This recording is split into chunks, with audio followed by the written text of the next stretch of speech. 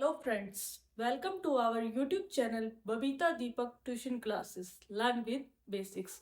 जैसे कि फ्रेंड्स आपको पता होगा कि हमारा 30 इम्पोर्टेंट क्वेश्चन सीरीज चल रही है। ठीक है, तो आज उसका हमारा डे 10 है। तो आज का जो इम्पोर्टेंट क्वेश्चन रहेगा वो ट्रिग्नोमेट्री चैप्टर से रहेगा। जैसा कि आपको पता है ट्रिग्नोमेट्री चैप्टर बहुत ही ज़्यादा इम्पोर्टेंट है। थोड़ा सा अजीब सा लगता है ट्रिग्नोमेट्री चैप्टर, सबको थोड़ा डर भी लगता है, लेकिन ये चैप्टर इजी है। दिखने में ऐसा लगता है डरावना, लेकिन ये चैप्टर इजी है। और एक और बात बता दूं आपको, जैसा ये पीछे क्वेश्चन दिख रहा है, प्रूव दैट, इस टाइप का एक क्वेश्चन आपको जरूर पेपर में देखने को मिलेगा। ठीक है, प्रूव दैट का 3 मार्क्स का क्वेश्चन हर बार ट्रिग्नोमेट्री का देखने को मिलता है बोर्ड एग्जाम में। ये बहुत मोस्ट इम्पोर्टेंट क्वेश्चन है। प्लीज आप ये वीडियो पूरा एंड तक देखिएगा ताकि आपका एक क्वेश्चन क्लियर हो।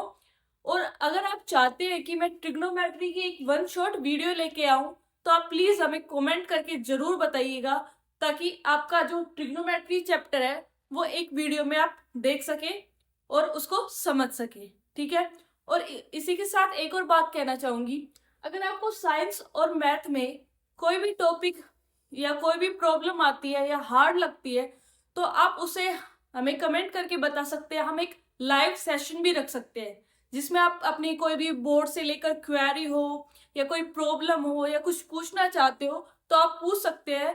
बस आप हमें कमेंट करके बताइए, हम आपकी हेल्प के लिए जरूर तैयार है। बिल्कुल, आप हमें बस कमेंट करके बताइए।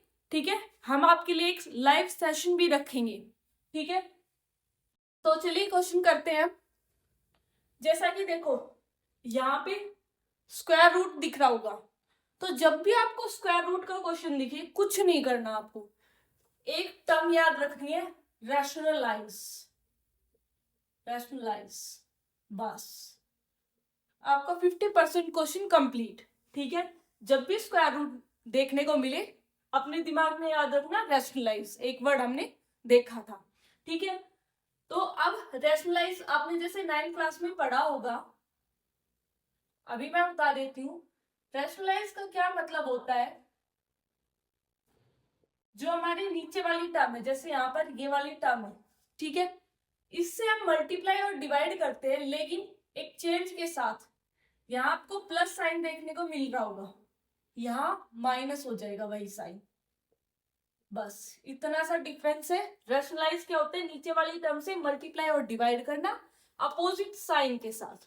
ठीक है, ऐसे ही सेकंड पार्ट, ये एक पार्ट में भी इतना इतना पोर्शन भी देखने को मिल सकता है और दोनों में करना रैशनलाइज है। आपको जरूरी नहीं ये क्वेश्चन मिले, स्क्वायर रूट का कोई भी क्वेश्चन मिले, आपको सबसे पहले रैशनलाइज करना है। ठीक है, एक स्टेप क्लियर हुआ हमारा। इधर भी ऐसे ही करेंगे हम, सेक ए प्लस वन अपॉन में यहाँ सेक ए माइनस वन है, -1 है तो +1 से मल्टीप्लाई डिवाइड और करना है। ठीक है, हो गया इतना काम। अब देखो यहाँ सेक ए -1, यहाँ सेक ए -1, ये 2 बार आ रहा है, तो हम इसको क्या लिख सकते हैं, होल स्क्वायर। ठीक है, रूट एज इट इज रखना है जब तक इसको हटा नहीं देते। और एक और इम्पोर्टेंट बात, आप ट्रिग्नोमेट्री में कोई भी क्वेश्चन कर रहे हो, छोटा या बड़ा, आपको जो इसके एंगल है, यहाँ ए मिलेगा, थीटा मिलेगा, अल्फा मिलेगा, कुछ भी मिले, आपको इनके एंगल है इनके साथ रखने हैं। ठीक है, ये एक इम्पोर्टेंट है, नोट है कि आपको इनके एंगल कभी भी नहीं हटाने, कोई भी क्वेश्चन हो, छोटा हो बड़ा हो कोई भी हो। ऐसे नीचे देखो, यहाँ सेक ए +1 सेक ए -1, आपने आइडेंटिटीज जरूर पढ़ी होगी। मैं यहाँ लिख देती हूँ साइड में, a + b, यहाँ a + b, यही a यहाँ है, ये b है तो यहाँ भी b है, तो ये आइडेंटिटी किसकी इक्वल होती है, a² - b²। 9th क्लास में आपने जरूर इसको पढ़ा होगा और पहले भी पढ़ा होगा। ठीक है, तो रिवाइज कर लेना आइडेंटिटीज एक बारी। तो यहाँ हो जाएगा sec² a -1 का स्क्वायर।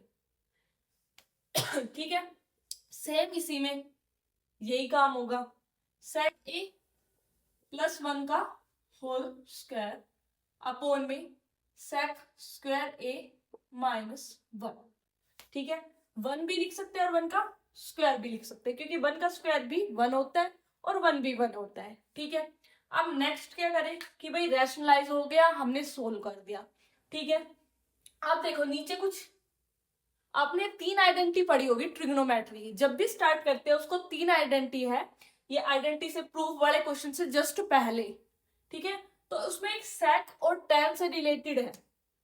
यहां लिख देती हूँ 1 plus tan square A equals to होता है सेक स्क्वायर ए। तो यहां से हम सेक स्क्वायर -1 निकालें, ये 1 इधर जाएगा माइनस में, तो ये किसकी वैल्यू होगी, tan स्क्वायर ए की। ठीक है, ऊपर वाला सब कुछ एज इट इज रखना है हमें, नीचे हो जाएगा हमारा tan स्क्वायर ए, क्योंकि 1 को हम 1 का स्क्वायर ना रख के आप 1 भी रख सकते हो उसको। ठीक है, ऐसे इसमें ये 1 हो गया, तो सेक स्क्वायर -1 होगा tan स्क्वायर के इक्वल। Complete root. ऐसे ही यहाँ पे भी सेक ए +1 और उसका होल स्क्वायर, यहाँ पे tan स्क्वायर ए। इतना आपको समझ आ गया होगा मेरे हिसाब से। ठीक है, अब इन दोनों के स्क्वायर है। ठीक है, क्या कर सकते हैं हम इनको कंबाइन करके लिख सकते हैं, सेक ए -1 अपॉन में tan ए और दोनों का होल स्क्वायर और ऊपर है हमारे पास रूट। ठीक है, ऐसे यहाँ पे इन दोनों के स्क्वायर को मैंने एक जगह लिख लिया, tan ए का होल स्क्वायर या tan स्क्वायर ए, दोनों एक ही बात है, ध्यान रखना, कंफ्यूज मत होना कि ये तो अलग अलग है। सेक ए +1 अपॉन में tan ए और पूरे का होल स्क्वायर। इतना आपको मेरे हिसाब से समझ आ गया होगा। एक बार मैं आपको फिर से समाप्त करा देती हूँ। रैशनलाइज किया, यहाँ मल्टीप्लाई डिवाइड किया।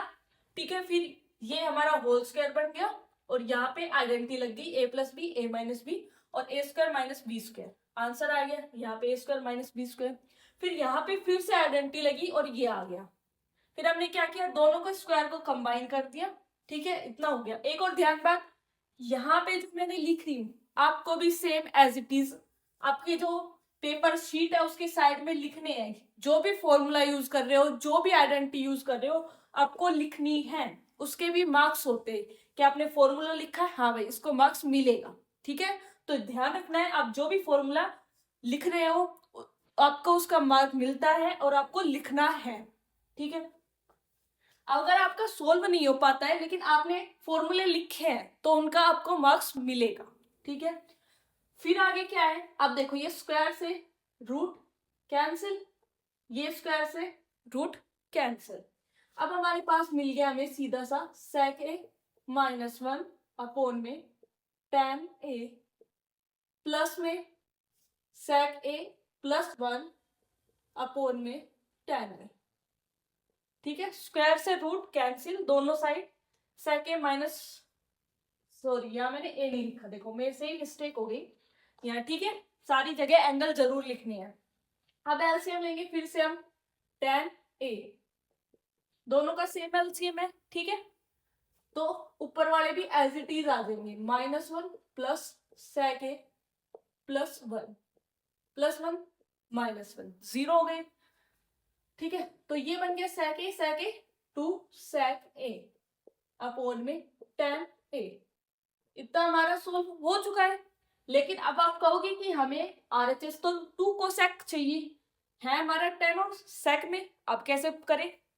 आपको जब भी सेक और tan से दूसरे में चेंज करना हो तो सबसे पहले इनको साइन कोस, tan सेक कोट कोसेक सबको साइन और कोस में चेंज कर सकते हैं हम। ठीक है, तो 2 × सेक होता है 1/cos ए और tan होता है sin A/cos A। ठीक है, अब रेसिप्रोकल होकर ये है 2/cos A, ये हो जाएगा रेसिप्रोकल होकर cos A अपॉन में sin A।